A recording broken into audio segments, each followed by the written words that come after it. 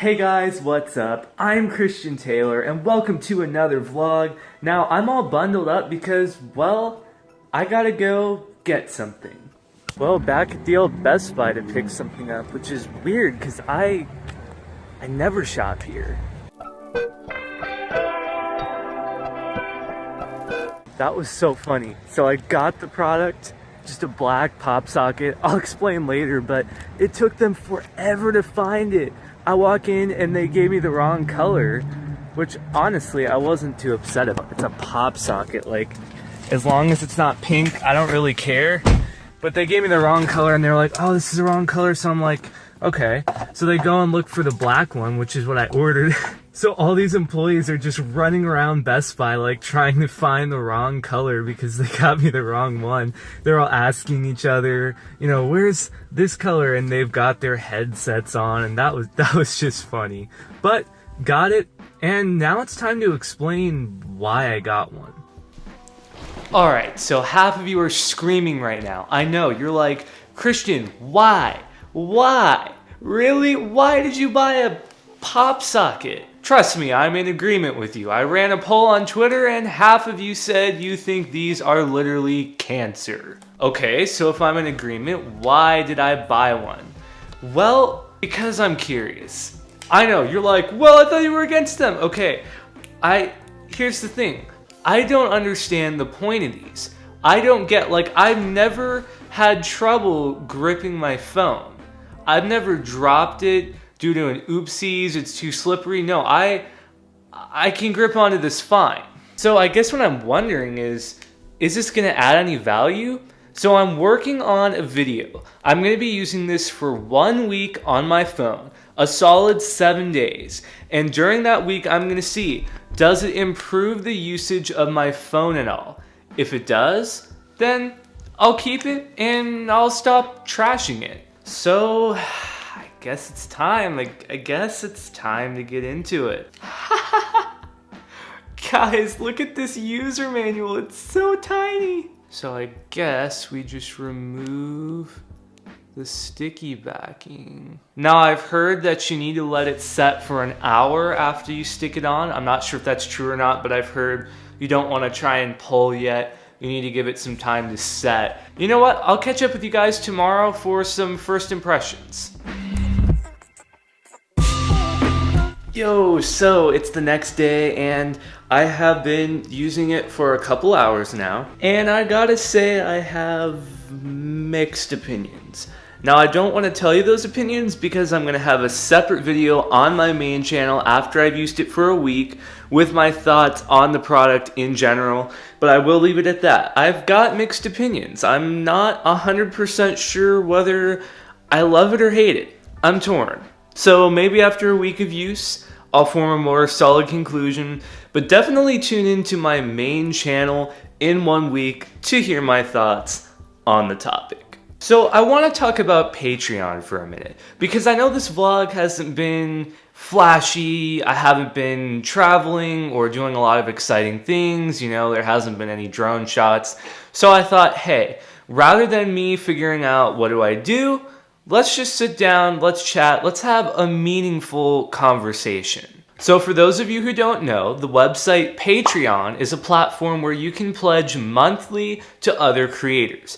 So I could set up a Patreon and I could say, hey, if you pledge $3 a month to me, you get these rewards. If you pledge $5, you get these rewards, so on and so forth. Okay, cool. So what's the point of this discussion?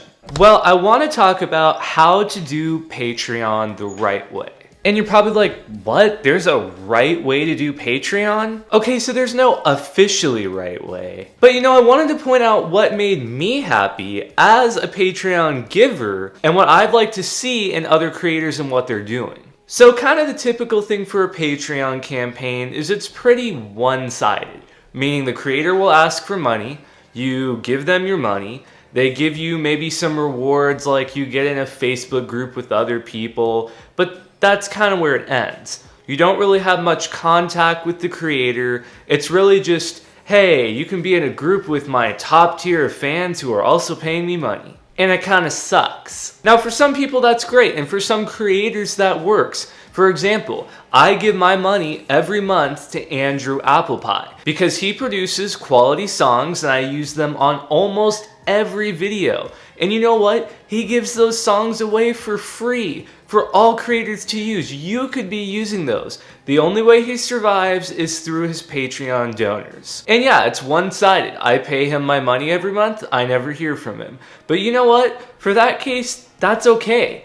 I love what he's doing. He's doing a great job at pumping out songs consistently, so I'm paying to help support him do his thing so there can be free quality music out there for anyone in the world to use on their videos. I'm happy to give him my money and I don't expect to hear from him in return. But I want to talk about one specific community that's ultra special to me. You see, in August of last year, I started pledging for a community and their channel is called blimeycow. Now, I've been watching this channel for a number of years and I always liked them, but I never pledged to them. But what got my attention is this genius thing they do called blimeycon, where every year, all the Patreon donors are invited to come together, and for a while it was actually hosted at their house, and come together and all meet each other, socialize, make friendships, and actually hang out with the YouTubers. These guys have 500,000 subscribers and they're just letting people, come over, hang out. That is the coolest thing to me. And so I hopped on right before blimeycon so I could go that year.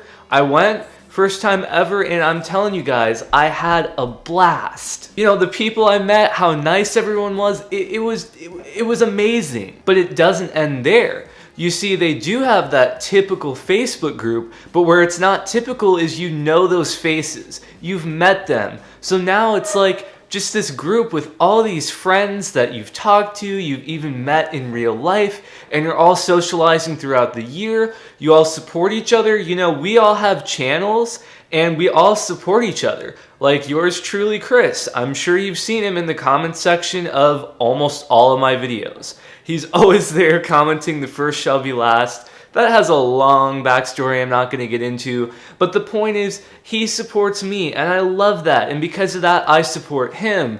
I support Chris Howard. I support a lot of other creators in the Cowmunity. And yeah, they do call it the Cowmunity.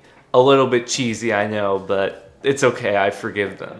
I guess what I'm saying is this. If you're going to ask people to give their hard-earned cash to you every month, whether that's through Patreon or some other platform, you need to make it worth it. And you need to make them feel like they are getting value for their money. And that is what blimeycow is doing in a fantastic manner. The moral of this is, if you're going to start a Patreon, make it worth it and make it something unique that people love to give you their hard-earned cash for.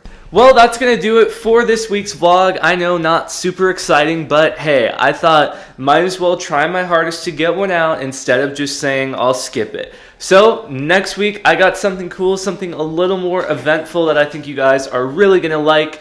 If you're new here and you want to follow along, please be sure to hit that subscribe button, click the little bell, and that means you will be notified when I post new content. Smash a like on this video, and with that said, I'll catch you guys next week.